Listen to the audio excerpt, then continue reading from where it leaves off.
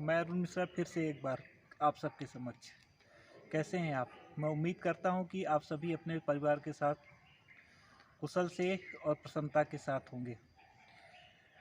मित्रों, आज की कहानी विशेष रूप से यह एक छात्र के जीवन से संबंधित है और किस तरह से छात्रावस्था में लगभग सभी बच्चे यह सपनों की उड़ान में उड़ा करते हैं और विशेष रूप से अपने आध्यात्मिक चीज़ें जो हमारे भारतीय साहित्य की और भारतीय सनातन धर्म की जो रीढ़ है, उनका अपमान तो नहीं कर सकते, लेकिन हाँ ये है कि उनकी उपेक्षा जरूर करते हैं। इसी क्रम में यह बात उन दिनों की है जब मद्रास के समुद्र तट के किनारे एक व्यक्ति वहाँ की रेत पर बैठ कर के गीता पाठ कर रहा था। इतने में ही एक बच्चा उसके पास पहुंचा और पहुंचने के बाद उसने देखा कि वह व्यक्ति गीता पाठ कर रहा है।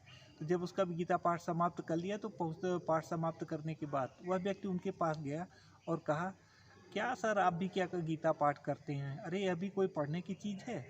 इस पर उन्होंने मुस्कुराते हुए कहा कि अच्छा तुम बताओ, तुम गीता के बारे में क्या जानते हो? तो उस बच्चे ने यह कहा कि मैं तो गीता के बारे में कुछ नहीं जानता, हाँ विज्ञान के बारे में मैं ज़रूर जानता हूँ, क्योंकि मैं एक वैज्ञानिक हूँ और विशेष रूप से मैं विक्रम साराभाई विज्ञान केंद्र से का छात्र हूँ। इसके बाद उन्होंने कहा कि ठीक है, तुम कहीं से गीता ले लो और उसको पढ़ो, उसके बाद पढ़ने के बाद तुम्हें इसकी जानकारी प्राप्त होगी।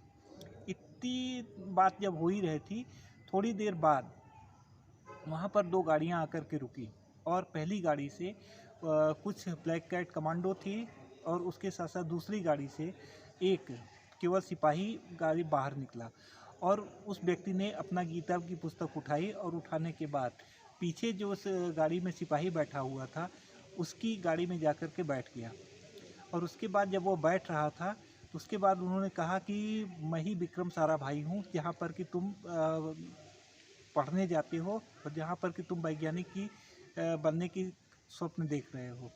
मित्रों, इस कहानी के माध्यम से हमें यह शिक्षा मिलती है कि हमारे धार्मिक साहित्य और उसके साथ साथ विशेष रूप से गीता, इसको हमें कभी भी उपेक्षा की दृष्टि से नहीं देखना चाहिए, बल्कि हमेशा इसका सम्मान करना चाहिए और हो सके तो प्रतिदिन इसका पाठ भी करना चाहिए। अगर हम इसका प्रतिदिन पाठ करते हैं तो निश्चित रूप से हमें जीवन में कभी भी असफलता हाथ नहीं लगेगी और इसके साथ साथ कभी भी हमें मानसिक रूप से कष्ट अथवा मानसिक अशांति का अनुभव नहीं होगा। मैं उम्मीद करता हूँ कि यह कहानी निश्चित रूप से आप सबको पसंद आई होगी। आज के लिए बस केवल इतना ही। धन्यवाद।